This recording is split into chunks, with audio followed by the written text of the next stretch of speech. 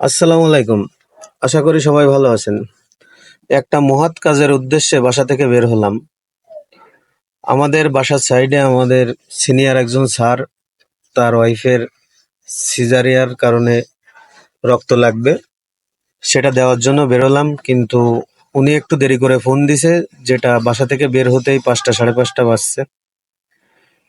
বেরোনোর সময় মনে করলাম আপনাদের সাথে কথা বলতে বলতে আপনাদের সাথে দেখাতে দেখাতে যাই, যেহেতু আমরা যাব সাতক্ষীরা পর্যন্ত। বাসা থেকে মাত্র বের হলাম।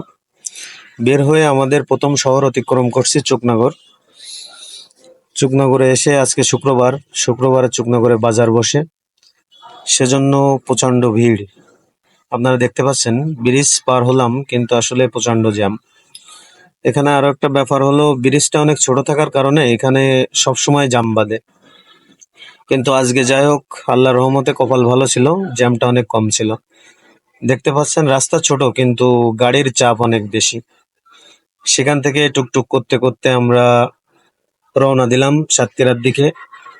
আগানো শুরু করলাম বসে না থেকে, যেহেতু রক্ত দিতে যেতে হবে, তারা আমাদের জন্য ওয়েট করছে। আমরা গেলে আমাদের কাছ থেকে রক্ত নিয়ে অপারেশন শুরু হবে। সেখান থেকে এসে পুরো একদম মূল শহরের ভিতরে ঢুকে গেলাম। যেহেতু ৭-৮ দিন আগে কুরবানি ঈদ হয়েছে, আপনারা সবাই জানেন। এখন এখানে শুক্রবারে গরু হাট, ছাগলের হাট বসে। দেখতেই পাচ্ছেন যে কিছু লোকজন এখান থেকে ছাগল ক্রয় বিক্রয় করে ফিরছে। এই জন্য আরো একটু ভিড়টা বেশি, কারণ এই সময় হলো ছাগলের হাট। গরু ছাগলের হাটও আজকে, এমনি চুকনগরে বাজারও বসে আজকে, দেখতে পাচ্ছেন আপনারা। সেখান থেকে যাই হোক, সেই অতিক্রম করে আমরা এখন স্ট্যান্ডের দিকে অতিবাহিত হলাম, যেখানে খুলনা থেকে এসে বাস থামে। দেখতে পাচ্ছেন পুরো রাস্তাটা এত পরিমাণ ভিড় যে মানে সামনে আগানো অনেক কষ্টকর। যাই হোক, সবকিছু ঠেলে আমরা সামনে এগোলাম এবং বাস স্ট্যান্ডে এসে অতিশেষে দেখেন রাস্তা যেভাবে মানুষ পার হচ্ছে। এখান থেকে মনে করেন যে গাড়ি নিয়ে সামনে যাওয়াটাই টাফ ব্যাপার, কখন কোথা থেকে কে সামনে চলে আসে। চুকনগর বাজারে একটা জিনিস দেখলাম যে পরিবহনের আজকে অনেক চাপ, কারণ অফিস সব হয়তো কালকে কারোর খুলবে, পরশুদিন খুলবে, সবাই ঢাকার পানে রওনা দিচ্ছে। যাইতে যাইতে মনে হলো যে রাস্তায় যদি প্রবলেম ঘটে আমরা তেলটা নিয়ে নিই। আমাদের চুকনগরের ভিআইপি পেট্রোল পাম্প, যেটা আমাদের চুকনগরের একমাত্র পাম্প প্লাস একটি নামকরা পাম্প। এখানে সব ধরনের তেল, মোবিল, পেট্রোল, অকটেন সব পাওয়া যায় এবং ২৪ ঘন্টা খোলা থাকে। পাম্পটার সার্ভিসটা অনেক ভালো। এখানে তেল ঠেল দিয়ে সবকিছু অনেক ভালো। যাই হোক, সেখানে এসে আমি বললাম যে আমাকে তেল দেন, যেহেতু আমরা সাতক্ষীরা পর্যন্ত যাব। তেলটা ঢুকাই নিলাম। তেলটা ঢুকাইতে ঢুকাইতে ওনাদের পাম্পের আসলে মান ভালো। আমি অনেকবার এখানে আসছি, আমার ব্যবসায়িক তেল ওই জায়গা থেকে নিই। যাই হোক, তেলটা দিতে দিতে আমরা সবকিছু দেখে শুনে এবার বিল পে করে আমরা রওনা দিলাম। রাস্তা দিয়ে হাঁটতে হাঁটতে। একটা ব্যাপার কি যে এখন এমন একটা সময় আমরা বের হয়েছি যে এখন ওয়েদার অন্ধকার অন্ধকার ভাব চলে আসছে, যেহেতু ৬টা বাজতে গেছে। আপনারা বুঝতে পারছেন, আমরা চুকনগরের পরের বাজারটা ১৮ মাইল বাজার, আপনারা হয়তো অনেকে চিনবেন। সেই বাজারটা আমরা এখন অতিবাহিত করতেছি। এখান থেকে আমরা রওনা দিলাম সাতক্ষীরার উদ্দেশ্যে, যেহেতু তারা ফোন দিচ্ছে আমাদের খুব তাড়াতাড়ি পৌঁছাতে হবে। আমার সফর সঙ্গে আছে একজন। যাই হোক, এখান থেকে যে হঠাৎ করে আকাশের দিকে ক্যামেরা যাওয়ার পরে বুঝলাম যে সূর্য অস্ত যাওয়ার সময় যে ভিউটা আসে, এটা হলো অসাধারণ। আপনারা যারা এরকম সময়ের দিকে বাইরে থাকেন আপনারা জানেন, সেই মাপের একটা সুন্দর দেখা যায়। আপনারা দেখতে পাচ্ছেন, মানে এত সুন্দর লাগতেছে, মনে হচ্ছে যে এখানে গাড়ি থামায় আধা ঘন্টা বসি। যাই হোক, তারপরে আমরা আবারও রওনা দিলাম, যেহেতু আমাদের গন্তব্য সাতক্ষীরা। বেশ এখনো অনেকটাই দূর আমাদের যেতে হবে, কিন্তু সেফটি ফার্স্ট, আমরা গাড়ি খুব সতর্কতার সহিত চালাচ্ছি। এখন আস্তে আস্তে আমরা পৌঁছাই গেলাম পাটকেলঘাটার কপোতক্ষ নদ। কপোতক্ষ নদটা অনেকেই চেনেন, বা আমাদের কেশবপুর যশোর অঞ্চলের, খুলনা অঞ্চলের একটা, সাতক্ষীরা অঞ্চলের একটা নামকরা একটা নদী। যেহেতু নদীটা আগে অনেক বড় ছিল, আমি শুনছি মুরব্বীদের কাছে, এখন অনেক ছোট হয়ে গেছে।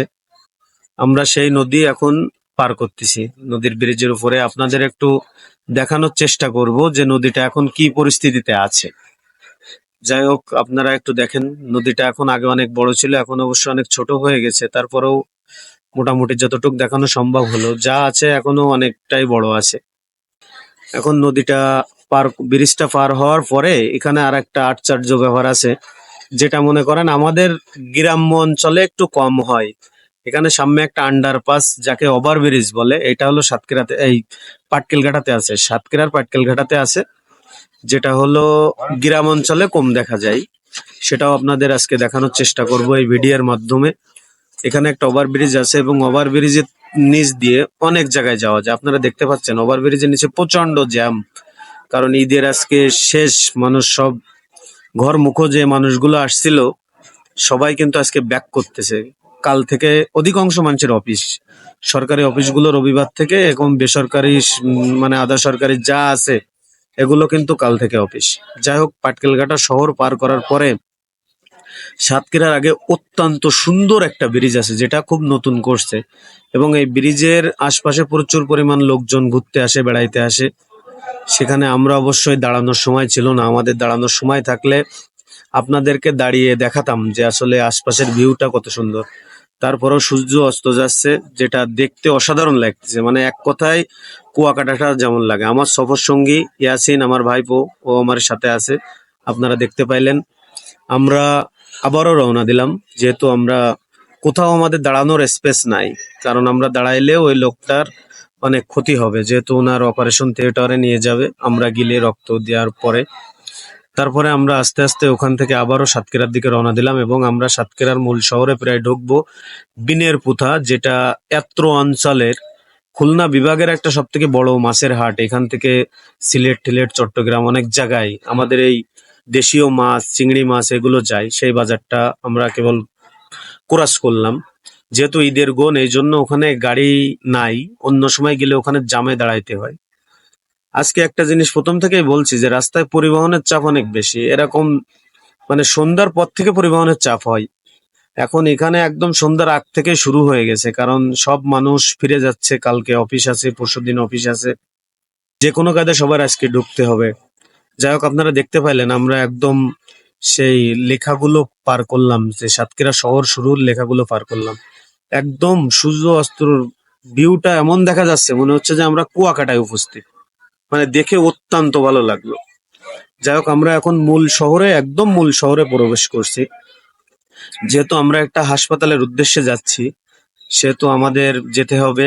যেতে যেতে আরো অনেকগুলো হাসপাতাল বাঁধলো, যেগুলো আপনাদের দেখানোর চেষ্টা করলাম। সাতক্ষীরায় আসলে যাতে আপনাদের সুবিধা হয়, সেই সুবাদে এগুলো দেখালাম।